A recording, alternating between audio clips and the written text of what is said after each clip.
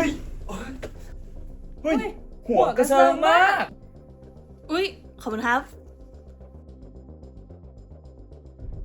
หวีอันนี้มันไม่ธรรมดานะ เพราะมีนาโนเซรามิกด้วย เฮ้ยมันคืออะไรอ่ะ ก็คือเขาเคลือบนาโนเซรามิกไว้บนหวี แล้วยังมีไอออนช่วยลดไฟฟ้าสถิตด้วย เฮ้ย ผมไม่ฟูแล้วนี่ โอ้โห เรียบเลย โคตรโหดอ่ะ อุ้ยแล้วยังใช้กับไดได้ด้วยนะ ใช้ยังไง ใช้กระจายความร้อนได้ดีมากเลย ผิวหวีถูกเคลือบด้วยนาโนเซรามิกพาร์ติเคิลส์เมื่อสัมผัสกับเส้นผม แรงเสียดสีจะลดลงทำให้ผมไม่สะสมประจุไฟฟ้าสถิต และในบางรุ่น Negative Ion จะปล่อยออกมาจับกับประจุบนเส้นผมทำให้ประจุสมดุลขึ้น ผมจึงเรียงตัวและไม่ฟู Welcome to detective training. ฮะแค่อะไรอะ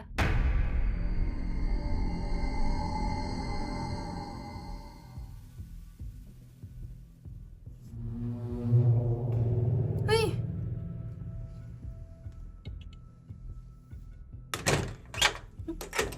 เฮ้ย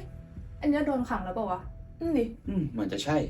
ยินดีต้อนรับนักสืบทั้งหลาย เฮ้ยเสียงอะไรอ่ะ เรามีงานให้คุณต้องทำ ภารกิจวันนี้ง่ายๆ ไม่ยากเกินความสามารถทุกคนแน่นอน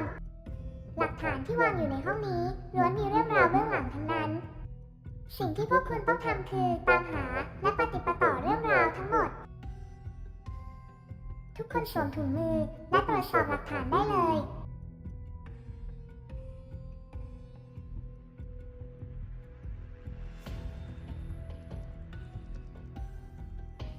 ฮะ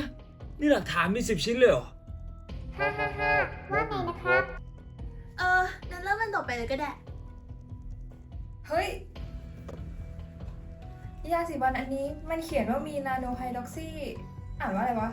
Nanohydroxyapatite อะไรไทยๆนะ อาพาถือเหรอ โอ้ยหูดับปะเนี่ยแร่ที่อยู่ในฟันเราไง แต่เล็กระดับนาโน ช่วยให้ฟันแข็งแรง แล้วก็ลดเสียวฟันด้วยนะ โอ้โหนี่ก็ตรงกับในแฟ้มที่สุขภาพช่องปากดีดิ บนผิวฟันมีรอยแตกเล็กน้อยที่มองไม่เห็นด้วยตาเปล่า นาโนไฮดรอกซีแอพาไทต์จะเข้าไปจับกับผิวฟัน และเติมเต็มรอยเหล่านั้นทำให้ผิวฟันเรียบขึ้น ปิดช่องเล็กๆ ที่เชื่อมไปยังเส้นประสาท จึงลดอาการเสียวฟันได้ อุ๊ย อันเนี้ยใช่มาร์คที่มันดังๆปะ โอ้โห ที่มันบอกว่าทำให้หน้าเป็นกลาสกินป่ะมันเกี่ยวกับนาโนยังไงอะ นั่นดิ ยี่ห้อนี้ไง ที่เขาบอกว่าดีมาก รุ่นใหม่เขาใส่นาโนแพลทินัมเข้าไปทั่วแผ่นเลยนะ เขาเคลมด้วยว่าช่วยรีบูทให้ผิวเฟรชลดริ้วรอยปกป้องผิวไม่ให้แก่ก่อนวัยด้วย นาโนแพลตินัมมีขนาดเล็กมาก จึงกระจายตัวได้ทั่วแผ่นมาสก์เมื่อแปะบนผิว อนุภาคจะสัมผัสผิวได้หลายจุดพร้อมกัน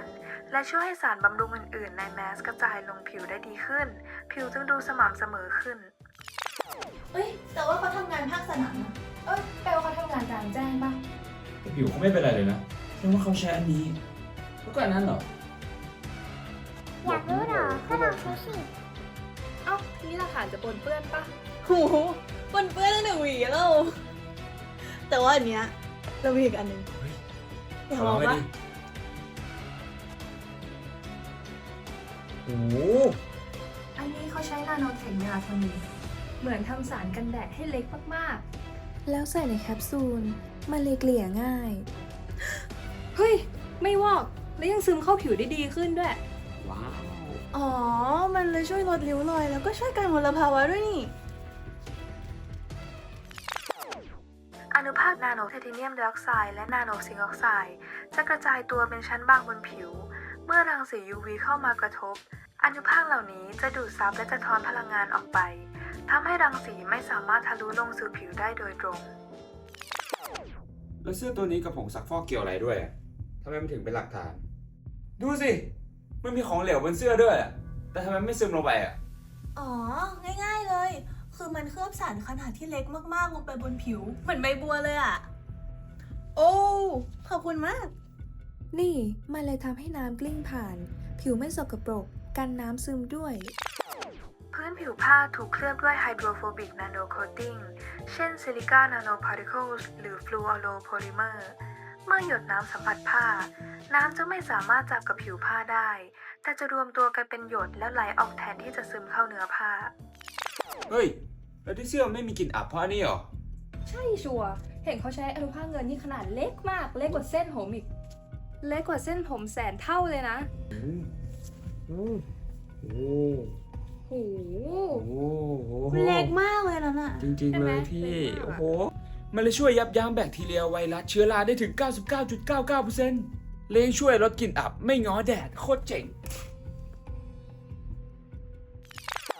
Silver nanoparticles จะเข้าจับกับผนังเซลล์ของแบคทีเรีย และรบกวนการทำงานของเซลล์ทำให้เชื้อไม่สามารถเติบโตหรืออยู่รอดได้ เมื่อจำนวนเชื้อลดลง กลิ่นอับที่เกิดจากแบคทีเรียก็ลดลงตามไปด้วย แต่ในแฟ้มบอกว่ามันพบร่องรอยการเกิดบาดแผล เอ้า แต่มันไม่อักเสบนะ คือยังไงอะ อันนี้ปะ เฮ้ย แล้วมันช่วยได้ไงอ่ะ อย่าบอกนะว่านาโนอีกแล้วอ่ะ เอ้าแน่นอนอยู่แล้วป้านาโนมันอยู่ในทุกอย่างนั่นแหละ อันนี้เหมาะกับทุกคนมาก มันใช้อนุภาคเงินช่วยฆ่าเชื้อ ลดอักเสบ และทำให้แผลหายไวขึ้น พลาสเตอร์บางรุ่นมี Silver nanoparticles เคลือบอยู่ เมื่อสัมผัสกับบริเวณแผล อนุภาคจะจับกับแบคทีเรียโดยตรง และยับยั้งการเจริญเติบโต ลดความเสี่ยงการติดเชื้อ และช่วยให้แผลฟื้นตัวได้เร็วขึ้น อุ้ย มันร่วงอ่ะ อุ๊ย เส้นสีแดงๆที่เห็นน่ะ มันคืออนุภาคทองคำเลยนะ ใช่ ที่มันแบบอนุภาคเล็กมากเล่นจับกับเชื้อโรคจับปุ๊บ สีแดงปั๊บ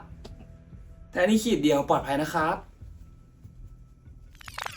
ในชุดตรวจมี Gold nanoparticles ที่เชื่อมกับแอนติบอดี เมื่อแอนติบอดีจับกับโปรตีนของเชื้อ จะพา Gold nanoparticles ไหลไปสะสมที่เส้นทดสอบ เมื่อสะสมมากพอ เราจึงเห็นเป็นเส้นสีแดง หลักฐานชิ้นสุดท้ายละ ฮะ โทรศัพท์เหรอ คือให้ค้นข้อมูลด้านในเหรอ ชิปข้างในครับ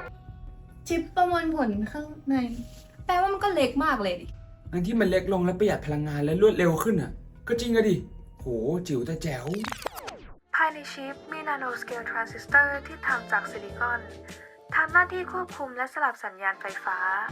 เมื่อขนาดเล็กลง เราสามารถใส่ทรานซิสเตอร์ได้มากขึ้นในพื้นที่เท่าเดิม สัญญาณเคลื่อนที่ได้ระยะสั้นลง จึงเร็วขึ้นทำให้การประมวลผลมีประสิทธิภาพมากขึ้น เอ้ย แบบนี้เราก็ระบุตัวตนได้แล้วดิ เพราะเรามีลายนิ้วมือเขาแล้วอะ โอ้จริงด้วย งั้นลองมาตรวจให้หมดเลยไหม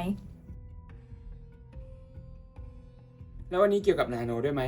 เชื่อป่าว่าเกี่ยว เพราะมันเป็นผงขนาดเล็กมากที่จะจับกับเหงื่อที่ติดอยู่ปลายนิ้วมือ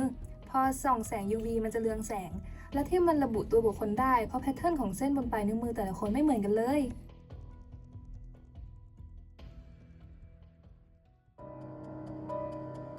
Match found.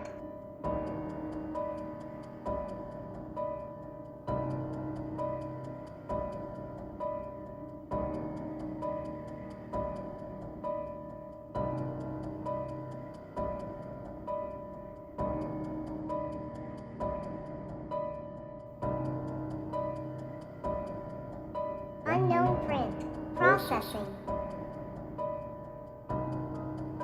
Processing failed. Unmatched. ฮะ แล้วนี่ลายมือใครอ่ะ The remaining print could be yours. Nanotechnology is everywhere. You use it, you touch it, and you don't even realize it.